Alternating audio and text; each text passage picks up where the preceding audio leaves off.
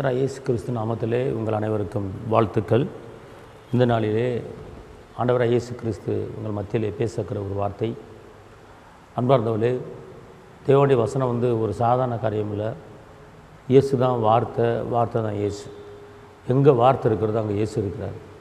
அதனால் இந்த வார்த்தையாகிய இயேசுவை நீங்கள் தியானிக்கும்போது உங்களுக்கு ஒரு பெரிய மாற்றத்தை கர்த்தர் செய்வார். இன்றைக்கு உண்டான ஒரு உயிருள்ள வார்த்தை ஏசாயா 45:17, நீங்கள் என்றென்றைக்கும் உள்ள சதா காலங்களிலும் வெட்கப்படாமலும் கலங்காமலும் இருப்பீர்கள். அதாவது என்றென்றைக்கும் சதா காலங்களிலும் வெட்கப்படாமலும் கலங்காமலும் இருப்பீர்கள். நீ ஏசப்பா உங்களை பார்த்து சொல்ல, சதா காலங்களிலும் வெட்கப்படாமல் கலங்காமல் இருப்பீங்க.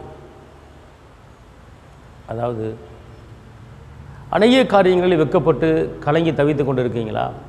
இன்றைக்கி ஏசப்பா ஒரு வாக்குத்தத்தம் சொல்கிறாரு. ஐயா, இன்றைக்கி இல்லை, நாளைக்கு இல்லை, 1 வருஷம் இல்லை, 2 வருஷம் இல்லை, சதா காலங்களிலும் நீங்கள் வெட்கப்பட்டு போக மாட்டீங்க, சதா காலங்களிலும் நீங்கள் கலங்க மாட்டீங்க அப்படிங்கிறார்.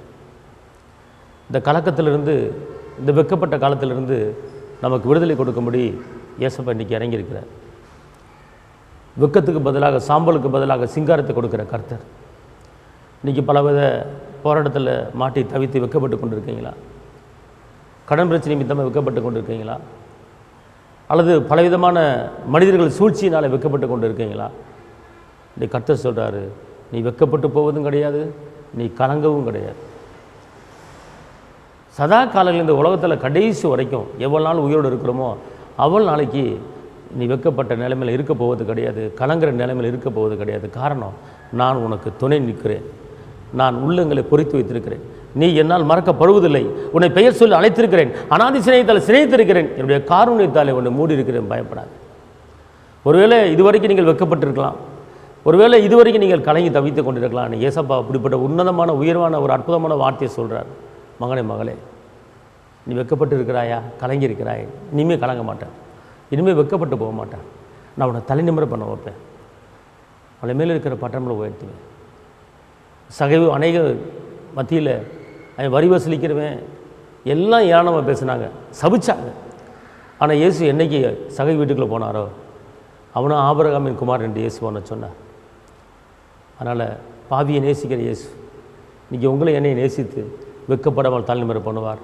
தைரியமாக இருங்க. இன்றைக்கி ஒரு நல்ல செய்தி, வெட்கப்பட்ட இடத்துல கர்த்தர் வெட்கப்படாமல் தலை நிமிர்ந்து நடக்க வைக்க போகிறார். கலங்கின காரியங்கள் கலங்காமல் தெளிந்த நீரோட போல் உங்கள் வாழ்க்கை இருக்க போகிறது. அதுதான் கர்த்தர் சொல்கிறார். அதனால் தைரியமாக இருங்க. இயேசப்பா உங்களோடு இருக்கிறார், அவர் பெரிய காரியத்தை செய்வார். உங்களுக்கு நான் ஜெபிக்கிறேன். தகப்பனை இயேசுவே, மை நன்றியோடு துதிக்கிறேன், மை ஸ்தோத்திரிக்கிறேன்.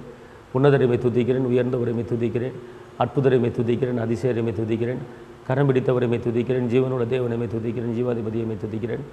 அப்பா, இந்த வேளையில் இந்த நேரத்தில் கலங்காமலும் வெட்கப்படாமலும் தலைநிமிரம் பண்ணுகிற கர்த்தர் ஒவ்வொருவரையும் உயர்த்தி நீங்கள் ஆஸ்வதி பெருக பண்ணுங்கள். இரத்த கோட்டைகளை மறைத்து கொள்ளுங்க. இந்த நாளுக்குண்டான எல்லா தேவைகளை சந்திங்க தாப்பனே. காற்றும் வராது, மழையும் வராது, பள்ளங்களை நிரப்புகிற கிருபையை தந்து ஆஸ்வதிங்க. இயேசுவின் நாமத்தில் பிதாவே, ஆமென். கர்த்தர் உங்களை ஆஸ்வதிப்பார். தேவனுக்கு மகிமை. ஹல்லேலூயா.